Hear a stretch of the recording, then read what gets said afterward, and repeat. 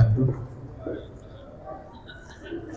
Alhamdulillah, hamdan katsiran thayyiban mubarakan fi kama yuhibbu rabbuna wa yarda. Asyhadu an la ilaha illallah wa la syarika lah wa asyhadu anna Muhammadan abduhu wa rasuluhu la nabiyya ba'da. Allahumma shalli ala sayyidina Muhammad wa ala sayyidina Muhammad. Amma ba'd. Bapak-bapak, ibu-ibu, jamaah salat maghrib yang dimuliakan Allah Subhanahu wa taala. Syukur alhamdulillah sore ini kita telah sama-sama bisa menjalankan kewajiban kita salat maghrib berjamaah di masjid ini. Tentunya ini berkat rahmat Allah Subhanahu wa taala dan limpahan karunia-Nya serta nikmat-Nya kepada kita semua. Pertama, nikmat iman Islam dan juga nikmat sehat walafiat dan umur panjang yang menjadikan kita bisa melangkahkan kaki untuk melaksanakan sholat maghrib di Masjid Al-Ikhlas ini. Semoga rangkaian ibadah kita dari Jumat pekan lalu sampai Jumat pekan ini senantiasa diterima oleh Allah Subhanahu wa taala sebagai amal soleh. Salat ring salam semoga selalu tercurahkan kepada junjungan kita Nabi Agung Nabi besar Muhammad sallallahu alaihi wasallam, juga kepada keluarganya, para sahabatnya, dan kepada para pengikutnya yang setia menjalankan risalah kenabian dari baginda Nabi Muhammad sallallahu alaihi wasallam. Semoga Allah memberikan kekuatan kepada kita, kesabaran, keikhlasan untuk bisa mengikuti apa yang telah dicontohkan oleh Nabi Muhammad SAW, apa yang menjadi titahnya, apa yang menjadi anjurannya, sehingga dengan ketaatan kita mengikuti beliau, kita di yaumil akhir nanti diakui sebagai umatnya dan mendapatkan syafaat dari beliau. Amin ya rabbal alamin. Hadirin berbahagia, alhamdulillah di pekan ke-4 ini masuk kembali adalah Pak Ustadz Abudian. Alhamdulillah beliau telah hadir di masjid ini akan melanjutkan kajian kitab Al-Hikam. Begitu, sebelum kita serahkan kepada Pak Ustadz yang memulainya, kita buka saja dengan mengucapkan basmalah. Bismillahirrahmanirrahim. Pada Pak Ustadz, silakan Ustadz. Jazakallahu khairan. Bismillahirrahmanirrahim. Assalamualaikum warahmatullahi wabarakatuh.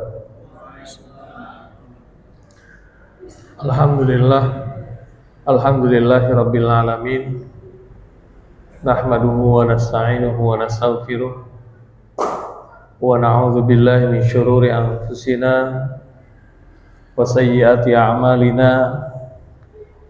May yahdihillahu fala mudhillalah wa may yudlilhu fala hadiyalah. Asyhadu an la ilaha illallah wahdahu la syarikalah wa asyhadu anna Muhammadan abduhu wa rasuluhu la nabiyya ba'dah. Qala Allah ta'ala fi kitabihil karim, a'udzu billahi minasyaitonir rajim. Bismillahirrahmanirrahim. Ya ayyuhalladzina amanu taqullaha haqqa tuqatih wa la tamutunna illa wa antum muslimun. Hadirin jamaah salat maghrib yang dimuliakan oleh Allah Subhanahu wa taala, senantiasa kita bersyukur kepada Allah atas nikmat yang telah Allah berikan kepada kita. Indikator kebahagiaan seseorang itu salah satunya adalah qalbun syakirun, mereka yang memiliki hati yang senantiasa bersyukur. Mereka yang memiliki hati senantiasa bersyukur akan terlihat dan akan tampak dalam kesehariannya senantiasa berbahagia. Kenapa? Karena dari dalam dirinya, dari dalam hatinya muncul kesadaran kesadaran bahwa seluruh nikmat yang diterima olehnya itu adalah datangnya dari Allah. Sehingga ketika dia melakukan seluruh aktivitas apapun, nikmat apapun yang diterimanya, dalam bentuk apapun diterimanya, ada kesadaran di dalam dirinya itu memang datang dari Allah. Sehingga ketika dia yakin bahwa nikmat itu datangnya dari Allah, maka akan kemudian menghadirkan dari lisannya pujian-pujian terhadap Allah Subhanahu wa taala, dan akan dihadirkan di dalam aktivitas sehari-harinya.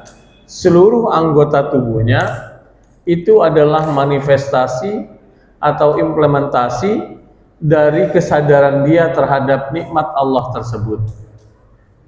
Sehingga kalau keyakinan itu sudah muncul, kesadaran itu sudah muncul, hati yang bersyukur itu senantiasa muncul di dalam dirinya, maka mereka-mereka yang memiliki itu semua pasti akan bahagia senantiasa di dalam hidupnya. Tidak akan merasa kesusahan, tidak akan merasa kesulitan. Kalaupun ada kesulitan, kalaupun ada kesusahan yang dihadapinya, maka dia akan mengembalikan semuanya kepada Allah Subhanahu wa taala. Karena memang itulah kesadaran yang dibangun di dalam dirinya. Maka hadirin yang dimuliakan oleh Allah Subhanahu wa taala, maka senantiasa kita bersyukur atas apa yang Allah berikan kepada kita. Dan kita bermohon mudah-mudahan ibadah-ibadah yang kita lakukan dimulai hari ini dari pagi sampai kemudian kita akan kembali dibangunkan Allah di esok hari, semuanya menjadi nilai ibadah di sisi Allah Subhanahu wa taala. Amin ya rabbal alamin. Hadirin yang dimuliakan oleh Allah Subhanahu wa taala, kita lanjutkan di Al-Hikmah, kajian kitab Al-Hikam karya Ibnu Athaillah As-Sakandari di hikmah yang kelima.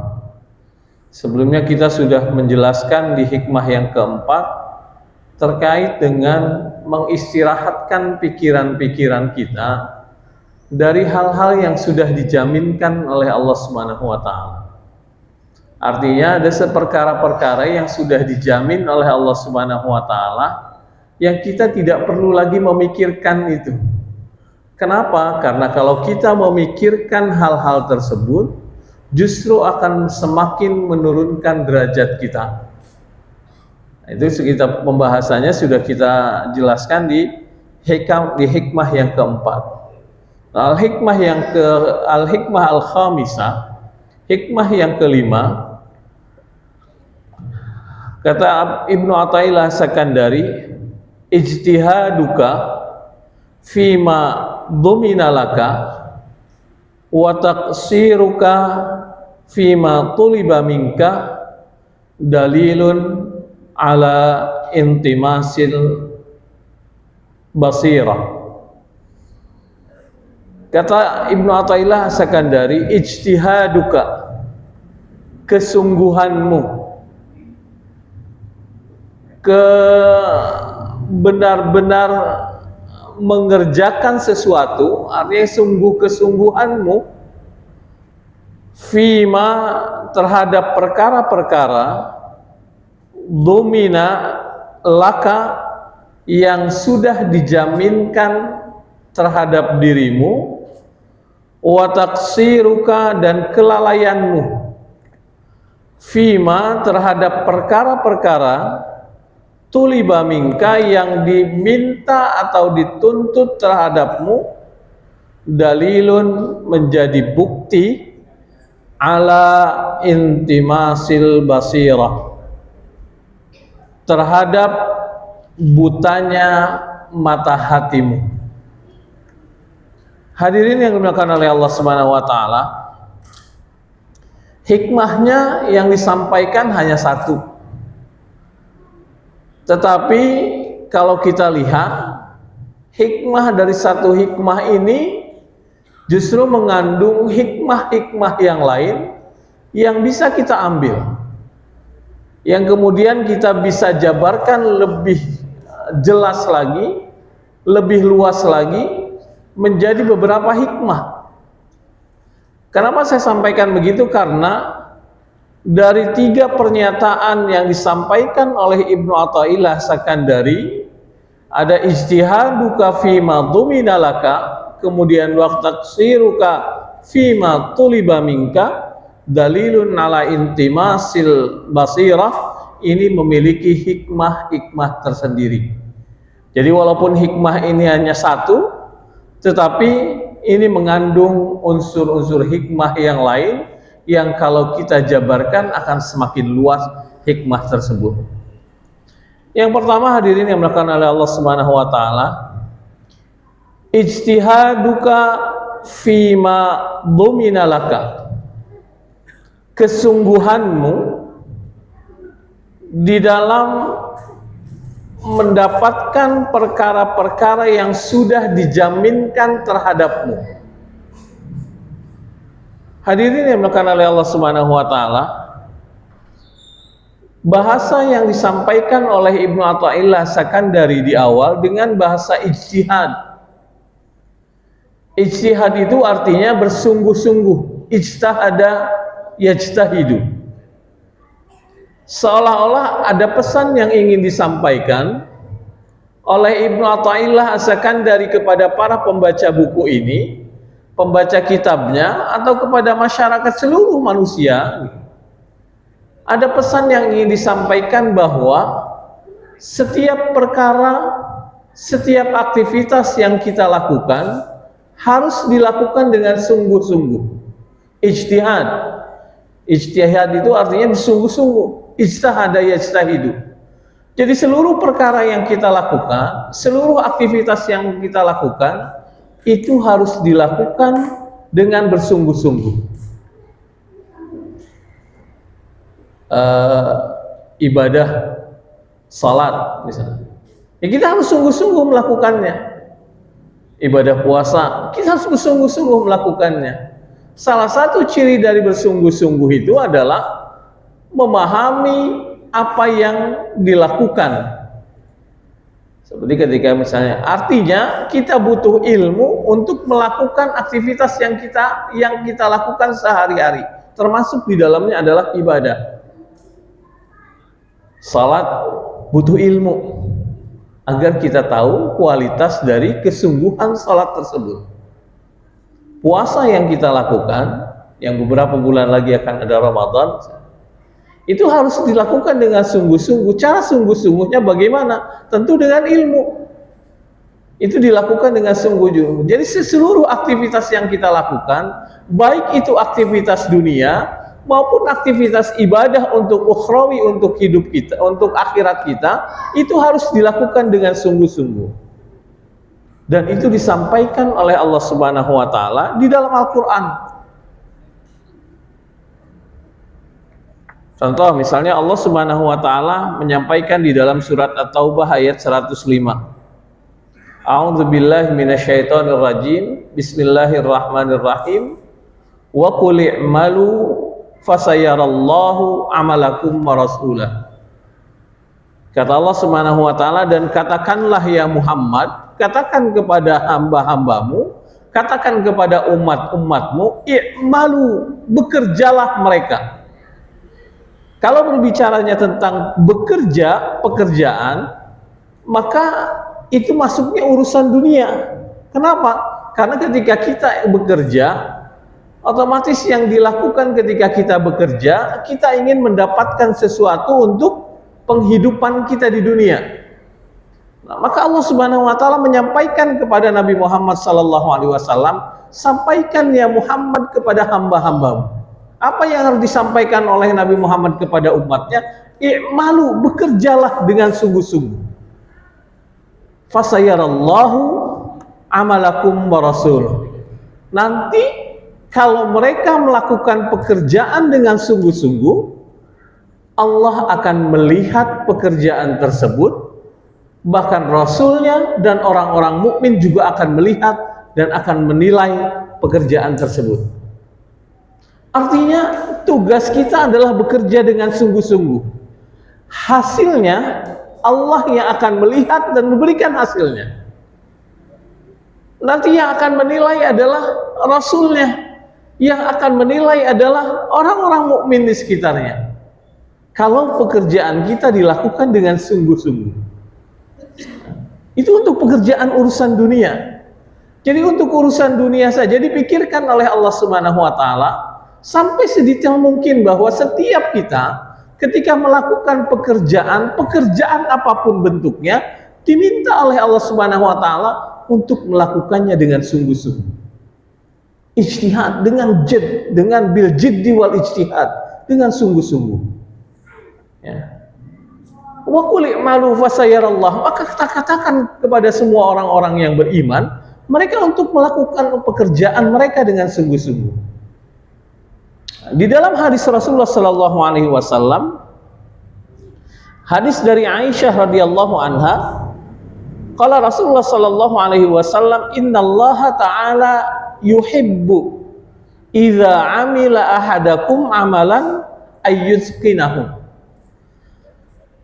Kata Aisyah radhiyallahu anha, beliau meriwayatkan hadis ini dari Rasulullah sallallahu alaihi wasallam, sesungguhnya Allah Subhanahu wa taala sangat mencintai seseorang yang jika bekerja mereka mengerjakannya dengan sungguh-sungguh dan totalitas. Dalam bahasa sekarang disebutnya dengan profesional. Artinya dijabarkan oleh Rasulullah Sallallahu Alaihi Wasallam sendiri di hadis ini, dijelaskan bahwa Allah sangat menyukai ketika seseorang melakukan satu pekerjaan, melakukan suatu aktivitas dilakukan dengan sungguh-sungguh, dengan totalitas. Apapun pekerjaannya, apapun aktivitasnya, ketika dilakukan dengan sungguh-sungguh, dilakukan dengan totalitas, dilakukan dengan profesional, maka Allah Subhanahu wa taala akan mencintai orang tersebut. Dan ternyata pekerjaan yang dilakukan dengan sungguh-sungguh, kemudian aktivitas yang dilakukan dengan totalitas yang luar biasa, itu akan mampu menghadirkan cinta Allah kepadanya. Ini luar biasa. Maka kalau kita melakukan aktivitas apapun, lakukan dengan sungguh-sungguh. Saat ini kita diamanahkan misalnya menjadi ibu rumah tangga, jadi ibu rumah tangga yang totalitas. Kita diamanahkan menjadi kepala keluarga, maka lakukan tugas kita sebagai kepala keluarga dengan totalitas. Itu akan menghadirkan cinta Allah kepadanya.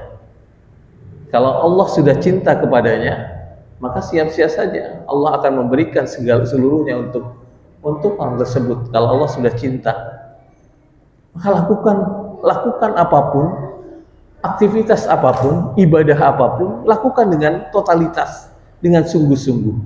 Karena ibadah di sini disampaikan oleh Ibnu Athaillah Sakandari, lakukan ijtihadukan, kesungguhanmu, totalitasmu di dalam melakukan segala sesuatu, bahkan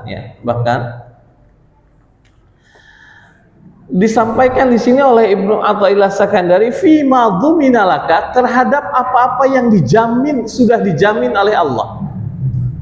Artinya segala sesuatu yang sudah dijamin oleh Allah pun kita diminta untuk sungguh-sungguh melakukannya. Kalau kita sudah dijamin oleh Allah Subhanahu wa taala dengan segala sesuatu, pasti kita tidak akan melakukan apapun kan. Biasanya kan begitu. Contoh misalnya hari ini hidup kita sudah dijamin oleh seseorang. Dari kita hari ini sampai kemudian nanti kita sampai wafat, keluarga kita sudah dijamin oleh seseorang. Maka apa yang akan kita lakukan?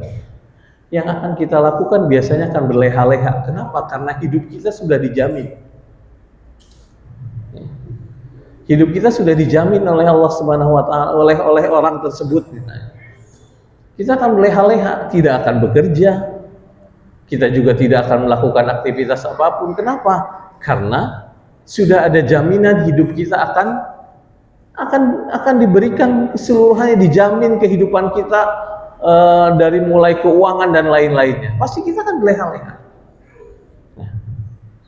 Tetapi di sini diingatkan oleh Ibnu Athaillah Sakandari bahwa istihaduka fima dzumina laka, bahwa bersungguh-sungguh itu tidak hanya kepada sesuatu yang belum dijamin, terhadap sesuatu yang sudah dijamin oleh Allah pun kita harus tetap bersungguh-sungguh.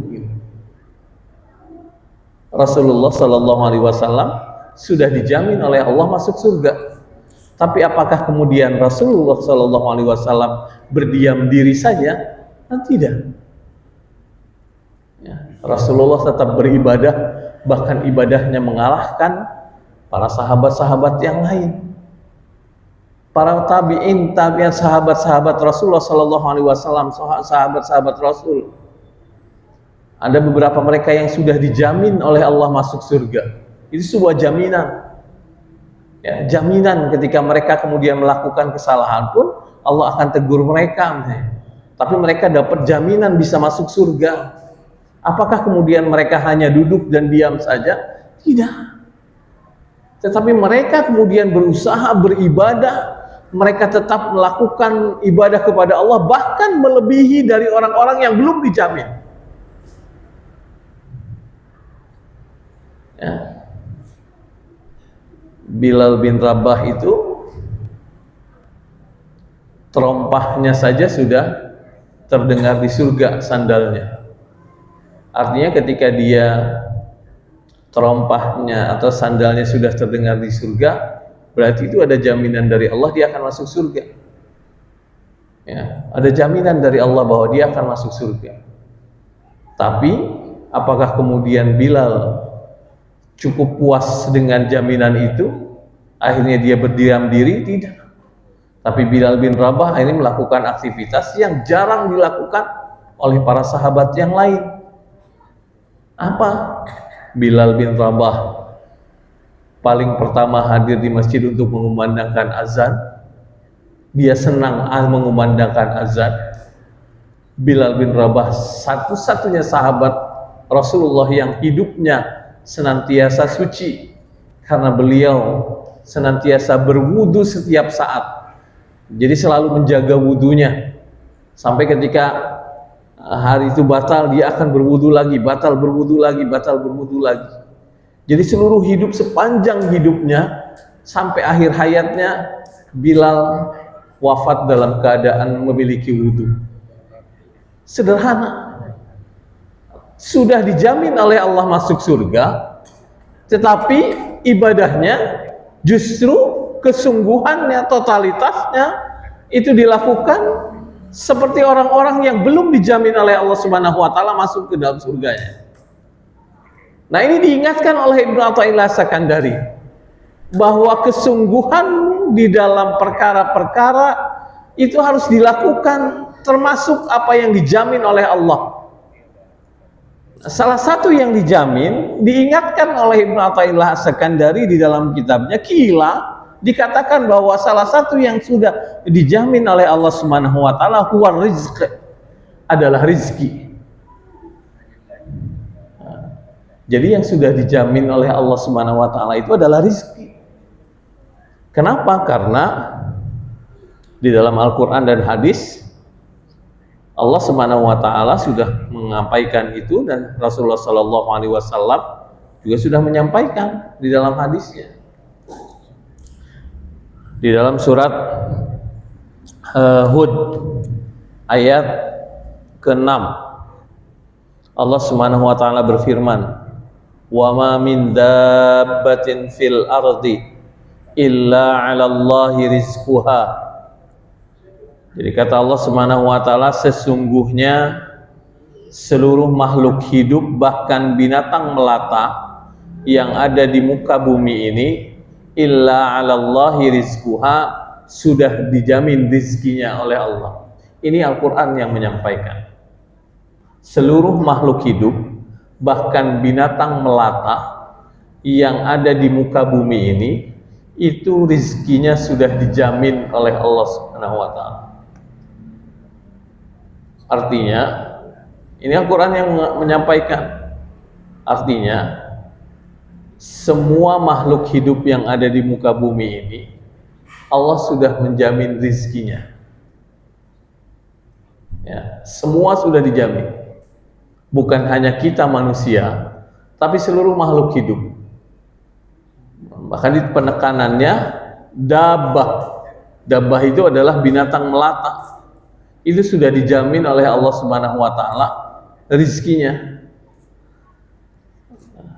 Allah juga berfirman di dalam surat At-Talaq, "Wa yarzuqhu min haitsu la yahtasib." Dan Allah Subhanahu wa taala, sesungguhnya Allah Subhanahu wa taala akan memberikan rizki min haitsu la yahtasib, sampai orang tidak mengira rizkinya. Artinya jaminan rizki dari Allah Subhanahu wa taala sampai tidak diperkirakan oleh orang tersebut bahwa rizki ini ternyata begitu banyak dari Allah Subhanahu wa taala. Min haitsu la yahtasib, dari manapun rizki itu datang, tapi itu adalah bentuknya jaminan dari Allah. Maka diingatkan oleh Ibnu Athaillah Sakandari bahwa rizki itu adalah salah satu perkara yang sudah dijamin oleh Allah Subhanahu wa taala. Dikuatkan di dalam hadis Rasulullah sallallahu alaihi wasallam. Apa yang dikuatkan? Dikuatkan ketika Rasulullah sallallahu alaihi wasallam bersabda, diabadikan di dalam hadis Arba'in yang mungkin pernah dibahas oleh asatidz ustaz yang menyampaikan di sini. Di hadis Arba'in tentang penciptaan manusia. Ya. Allah menciptakan manusia dari mudghah, kemudian alaqah dan lain-lain, sampai kemudian ketika sudah di usia ke-4 bulan, tsumma yursalu alaihimul malaikah. Ketika sudah penciptaan itu sampai di usia 4 bulan, bayi di usia 4 bulan, maka kemudian Allah mengirimkan malaikat. Ya, mengirimkan malaikat untuk apa? Untuk meniupkan ruh. Meniupkan ruh kepada calon janin tersebut. Kemudian yuktabu alaihi arba'a, kemudian menetapkan, menuliskan kepada calon manusia ini 4 perkara di dalam hidupnya. Dan itu sudah dituliskan sebelum ditiupkan ruhnya. 4 perkara ini sudah dituliskan oleh Allah Subhanahu wa taala. Tentang apa? Tentang ajal dan lain-lain. Tapi salah satu yang kemudian dituliskan, yang diperintahkan oleh Allah kepada malaikat untuk dituliskan terhadap hamba ini adalah tentang rizkinya. Artinya, kalau Allah sudah menuliskan rizki setiap hamba dari sebelum dilahirkan, jauh sebelum dilahirkan, maka itu menjadi jaminan dari Allah bahwa setiap manusia yang dilahirkan, Allah sudah memberikan rizkinya masing-masing. Itu jaminan dari Allah. Lalu kenapa kemudian sekarang masih ada yang mengeluh tentang masalah rizki? Padahal rizki itu sudah dijamin oleh Allah Subhanahu wa taala. Hanya kata bahkan Imam Syafi'i, beliau ketika mengomentari masalah rizki, beliau menyampaikan alim tu, kata Imam Syafi'i, alim tu, saya mengetahui anna rizki, bahwa sesungguhnya rizki saya la ya'kulu ghairi, tidak mungkin dimakan oleh orang lain. Ya, la ya'kulu ghairi, dia tidak mungkin dimakan oleh orang lain selain saya. Fatma'anni bali, maka tenanglah hatiku. Jadi Imam Syafi'i saya sudah dari pemahaman yang disampaikan oleh Allah Subhanahu wa taala dengan ayat-ayat Quran tadi, Imam Syafi'i juga sampai mengambil kesimpulan, saya ini sudah dijamin rizkinya. Dan rizki saya tidak mungkin tertukar dengan orang lain. Maka itulah yang kemudian menenangkan hati saya. Rizki saya tidak mungkin tertukar dengan rizkinya Pak Dedi. Pak Dedi sudah punya rizkinya sendiri yang dijamin oleh Allah. Rizki saya sudah ada rizkinya masing-masing. Itu sudah dijamin oleh Allah Subhanahu wa taala. Jadi tidak usah kemudian melihat ke orang lain rizkinya lebih banyak dari saya. Ke orang lain rizkinya lebih banyak. Itu tidak usah melihat itu. Kita diminta hanya untuk wakuli malu, bekerjalah, berusahalah. Yang menjamin rizki Allah. Kalau hari ini Allah belum memberikan bentuk rizki secara materi, mungkin bisa jadi rizkinya dialihkan kepada yang lain. Jadi macam-macam rizki itu kan tidak hanya materi, dan itu sekali lagi sudah dijamin oleh Allah Subhanahu wa Ta'ala. Semuanya sudah dijamin oleh Allah Subhanahu wa Ta'ala. Ya, wa yarzuqhu min haitsu la yahtasib. Allah memberikan rizki dari arah yang tidak terkira. Itu sudah dijamin semuanya oleh Allah Subhanahu wa Ta'ala. Jadi ijtihad seseorang ketika melakukan segala sesuatu, kesungguhan seseorang ketika melakukan segala sesuatu termasuk di dalam perkara-perkara yang sudah dijamin oleh Allah, ini merupakan sesuatu yang baik. Ya, sesuatu yang baik. Kenapa? Karena kita bersungguh-sungguh di dalam melakukan segala sesuatu, termasuk apa yang dijamin oleh Allah pun kita tetap melakukannya dengan sungguh-sungguh. Termasuk dalam mencari rezeki tadi. Rezeki itu adalah jaminan dari Allah. Tetapi lihat kemudian pernyataan atau kalimat hikmah berikutnya yang disampaikan oleh Ibnu Athaillah. Beliau menyampaikan wa taqsiruka fima tuliba minka, dan kelalaianmu di dalam perkara-perkara yang diminta. Jadi di satu sisi kita bersungguh-sungguh mencari rizki, mencari segala sesuatu yang sudah dijamin oleh Allah, kesungguhan itu kita lakukan. Tapi di satu sisi kita lalai dalam melakukan permintaan Allah Subhanahu wa Ta'ala. Ya, wa taqsiruka fima tuliba minka. Kita lalai dalam melakukan apa yang diminta oleh Allah Subhanahu wa Ta'ala.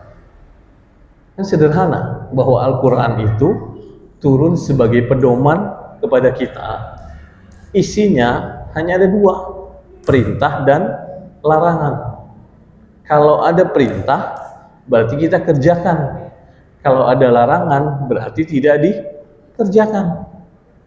Ya, kalau dikerjakan, kalau ada perintah kemudian tidak dikerjakan, berarti kan kita lalai terhadap perintah dari Allah Subhanahu wa Ta'ala.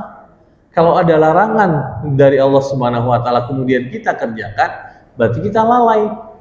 Kita malah mengerjakan larangan dari Allah Subhanahu wa Ta'ala. Sederhana seperti itu Allah dalam hidup ini. Ketika pedoman dalam Al-Quran itu disampaikan kepada kita pun sederhana kan? Hanya ada perintah dan larangan, itu saja. Kalau ada perintah dari Allah kita kerjakan, ada larangan tinggalkan. Ada perintah salat ya salat.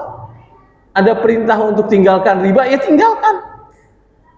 Ada tinggalkan untuk jangan bermain judi ya tinggalkan. Jangan minum minuman khamar ya tinggalkan.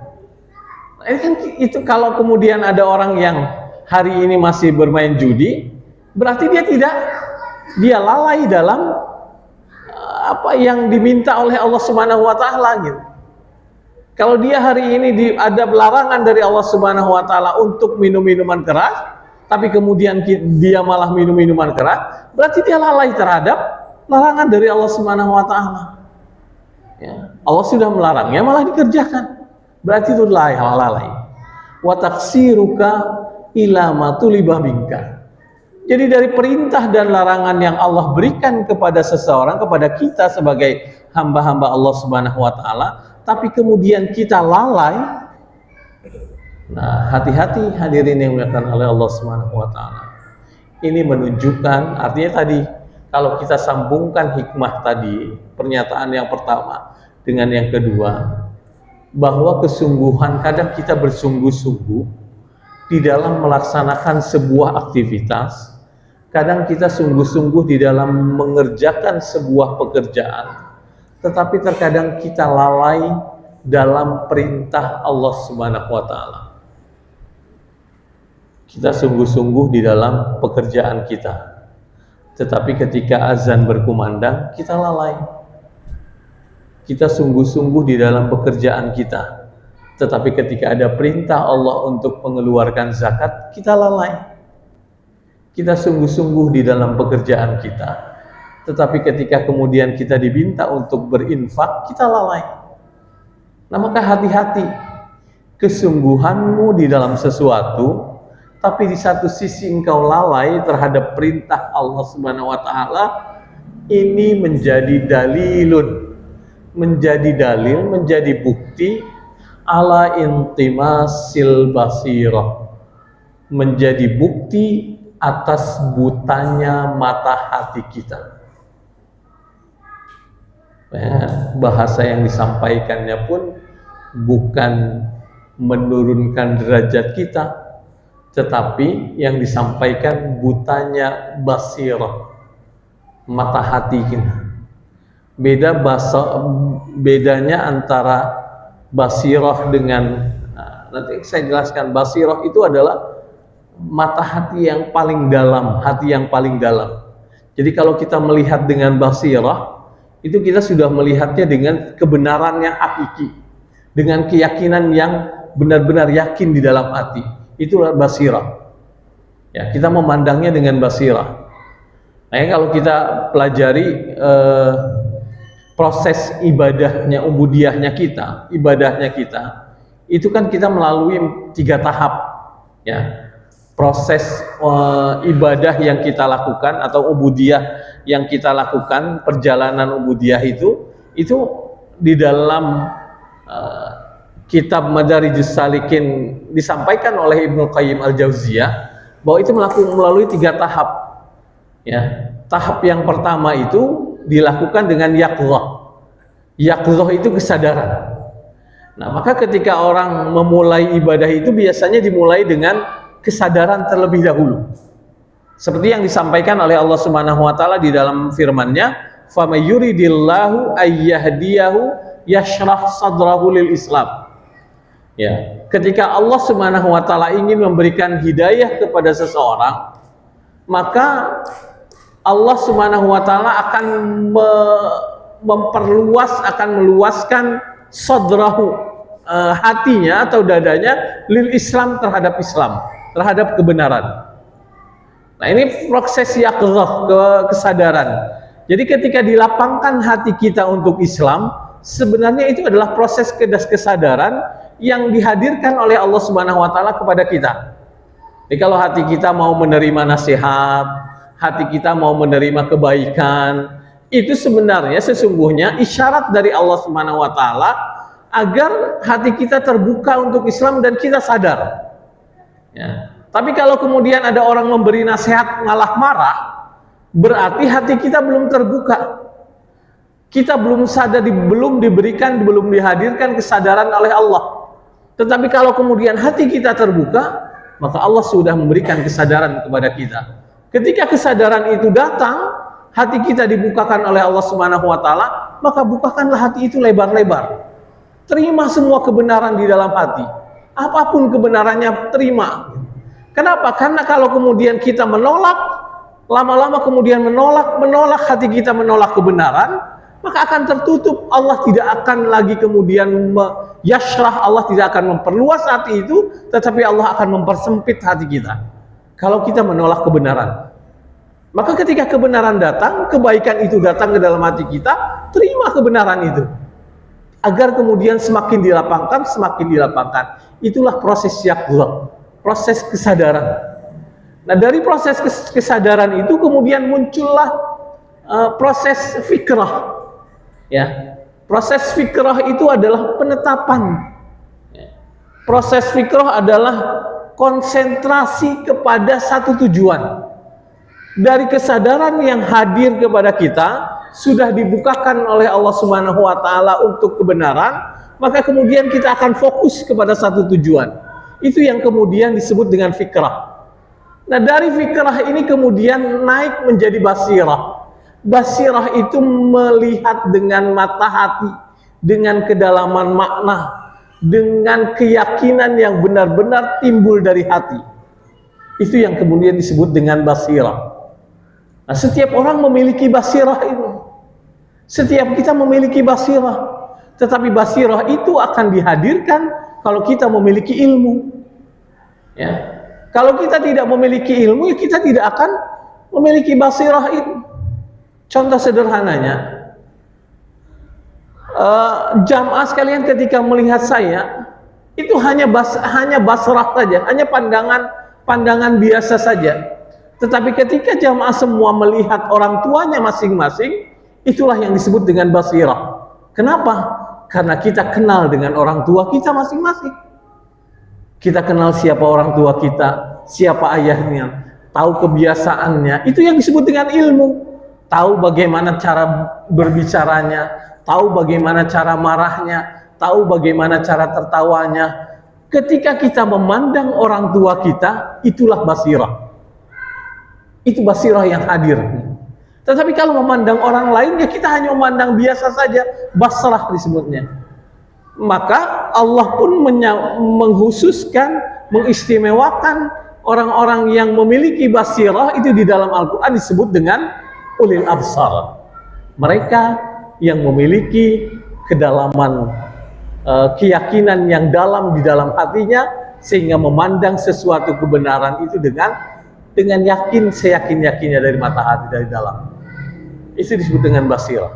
Nah, maka ketika orang-orang yang mereka bersungguh-sungguh di dalam sebuah pekerjaan tapi melalaikan perintah Allah Subhanahu wa taala, itu merupakan tanda butanya mata hati seseorang.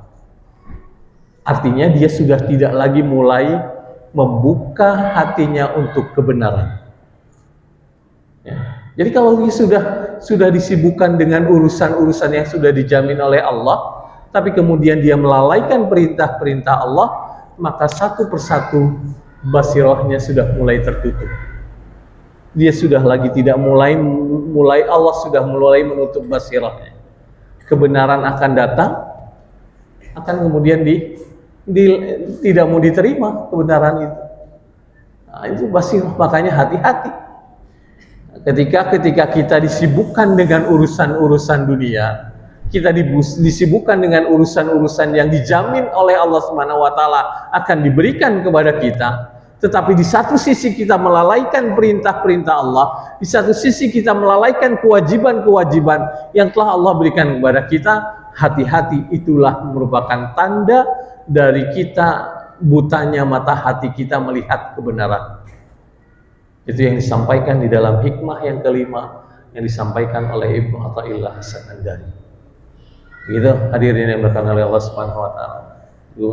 Mudah-mudahan bermanfaat untuk saya pribadi dan sekaligus mengingat karena waktunya sudah menjelang Isya, mudah-mudahan bermanfaat untuk saya pribadi dan untuk semuanya. Wallahumma fiqillah wa tariq. Assalamualaikum warahmatullahi wabarakatuh. Waalaikumsalam warahmatullahi wabarakatuh. Terima kasih atas penyampaiannya. Semoga kita semua diberi kemampuan dapat bersungguh-sungguh dalam ketaatan kepada Allah, baik dalam melaksanakan segala perintah ataupun menjaga segala larangan. Bapak kali dulu mungkin ada pertanyaan yang ditunjukkan di kelas. Sepertinya cukup jelas tadi ya. Apa ada pertanyaan apa? Cukup ya. Baik, sekarang terima kasih kalau sudah cukup paham dan juga biasanya dilakukan kalau kita sudah mengulas kembali sebelum membuka topik yang barunya. Sebelum ditutup, ingin menyampaikan informasi saja bahwa insya Allah pada saat nanti besok ada kajian ahad subuh, kita juga akan kedatangan tamu untuk memperkenalkan pengobatan dengan teknik totok. Jadi nanti akan disampaikan pada saat pertarungan dengan kajian ahad subuh. Mungkin Bapak Ibu bisa mencatat waktunya, bisa hadir, agar ada yang keluhan-keluhan. Ini apa? Khasiat ini yang dari tokoh ini bisa mengobati untuk vertigo, saraf kejepit, hipertensi, dan banyak lagi. Mungkin nanti bisa Ibu atau Bapak saksikan acara tersebut, dan nanti ada prakteknya juga nanti. Bisa nanti kalau misalnya ada yang keluhan bisa dicoba pada saat nanti pada waktunya. Mungkin sebagai informasi, jadi akan melaksanakan kajian tetap kajian sebelum ada, dan juga akan ditambah dengan kegiatan pengobatan total. Nah sekalian, terima kasih atas segala perhatiannya pada malam ini, dan saya juga tak hentinya mengucapkan terima kasih kepada ibu-ibu yang telah mempersiapkan mensupport kebutuhan konsumsi pada kajian malam ini.